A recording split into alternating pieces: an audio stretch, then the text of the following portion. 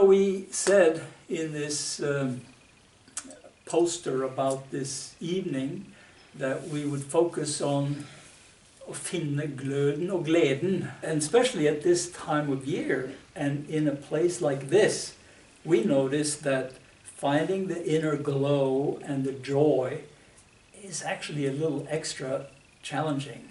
And I think people who live here, even though maybe you don't get into it so consciously, there's something in it that makes you go, you know. So anyway, what we're trying to do with this practice, and any serious practice that turns the attention from the external world to the inner world, not repressing or denying the outer world, but to have a different way of relating to it. So even when you are in a kind of a dreary day like today, you can go in there with your breath, you can feel into your heart, and you can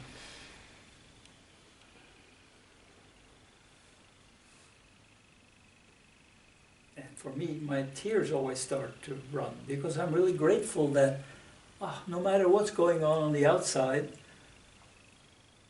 the inside can be open and grateful, and you really feel the glow of your energy in that silence. And what is it that makes us not feel that all the time?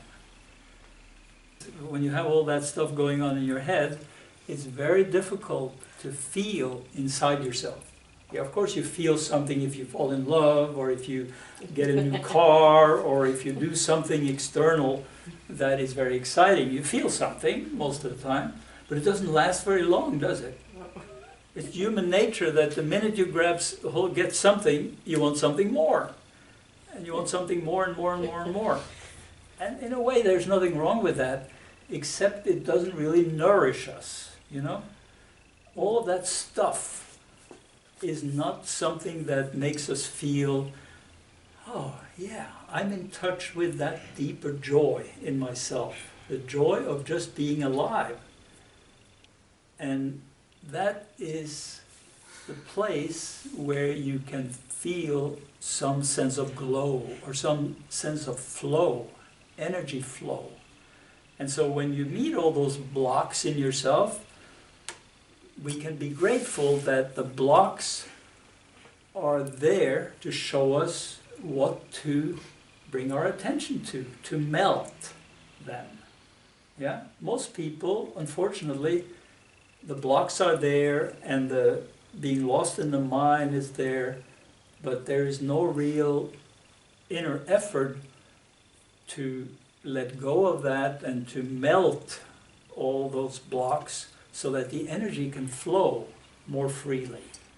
So this is what we are doing here. You know, we're trying to really turn our consciousness back upon itself. And there's all kinds of writing in the philosophy, you know, behind this type of practice about that, but I'm not going to bore you with any of that. But you can feel it yourself, right? When you turn your attention in here and you really try to let go into that deeper feeling of silence and energy.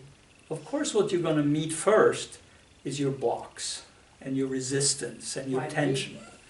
Not you, everybody. Right? And there's nothing wrong with that. That's a good thing. When I did all this traveling to Japan during a period, the Japanese manufacturers, they always said, a mistake is a gem. A blockage is a gem. It's something that can make you realize what you need to work on. Instead of sweeping it under the carpet. You know, you go in and say, well, you know, I'm angry inside. I'm all tied up in knots. Well, you know, that's a good thing to discover that. Because if you don't discover it, then what happens is that it will find a way to express itself in a deeper level inside through the unconscious, and then you're more and more in trouble. So we read something nice the other day. It said something like, The tears that you don't shed with your eyes find their expression in all your inner organs. Here it comes. So let yourself be moved by life. Let yourself be, yeah, it has all the pains and all the joys, but you can, through a practice like this, you can learn to digest it all, to eat it all, and to feel the energy that is locked inside of these tensions. You know, tensions are nothing but energy under pressure. And when something is under pressure, it's more dense, isn't it? Like ice is dense. It doesn't flow. It's very good in whatever kind of alcoholic drink or any other kind of drink, you know. Ice is good. But it's better if you can melt the ice in your heart and feel the flow. And it goes down to the lower chakras, and then you feel more and more that you are heating up your inner system. And I know all of you who practiced for quite a while now, you feel your inner system heating up, right? Sometimes you almost blow your fuse because it gets very hot. But the good thing is that this kind of heating up of the system leads to the energy rising in your spine. Whether you are totally conscious of it or not, it happens, and it has a positive impact on your life. There's more energy in your life, you're more open to your life, etc.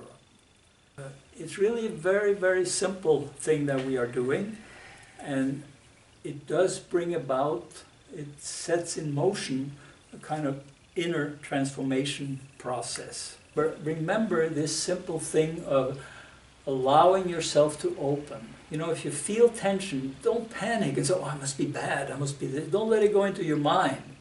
No, you will feel tension, you will feel resistance. This is totally natural. When I sat down way back in the hippie days, you know, with my teacher in New York, all I felt in the beginning was my tension and my blockages.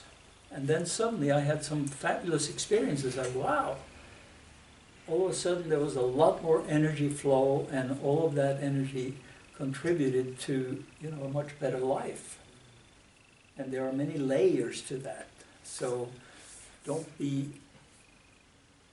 surprised, or don't be disappointed or too concerned if you get to a stage, if you do practice this regularly, that, oh, nothing is happening or whatever, because it happens in spurts. Just like growth happens in every area in spurts. You work for a while, or you water something for a while, and all of a sudden something pops out. Okay? So, thank you again very much for coming, and we are excited to share this with you.